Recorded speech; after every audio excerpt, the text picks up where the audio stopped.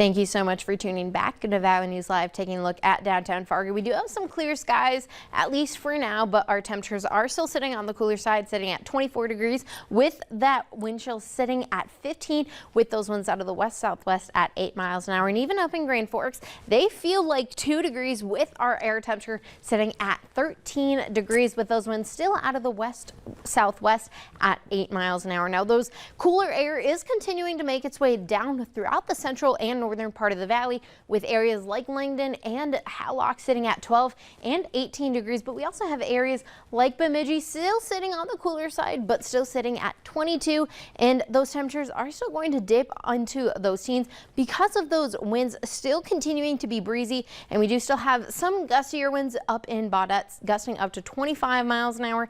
But we also have those clear skies for most of us. Now, areas where we're seeing those cloudy skies, that's where we're seeing those warmer temperatures as those clouds act like a blanket for most of us. But over the next couple hours, we're going to continue to see those clouds move throughout the valley. Now, they are going to kind of linger throughout the central part of the valley, allowing for most of us to have more temperatures overnight tonight and by tomorrow morning in those upper teens and even those low 20s. But we also have areas along that international border still having a chance at waking up in those upper single digits and even those lower teens. But throughout your afternoon tomorrow, we're still going to have some breezier winds out of the northwest for most of us, with yet another chance at some snow flurries just in the western area near that Stutzman, Lemoore, Dickey, and Brown County. But by tomorrow evening, our peak temperatures are only going to get into those low 30s and even into those upper 20s for most of us once again. And even for your Halloween forecast, it's going to be a little cooler for those trick-or-treaters. On Sunday tomorrow, we're going to have that bone-chilling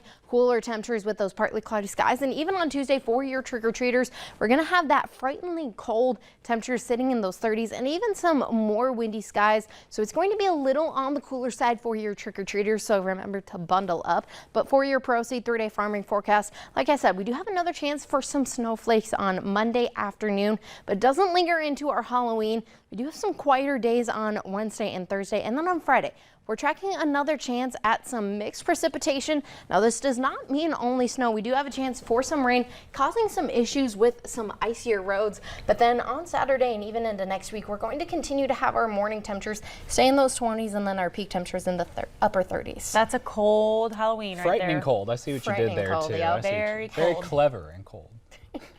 Thanks, Shelby.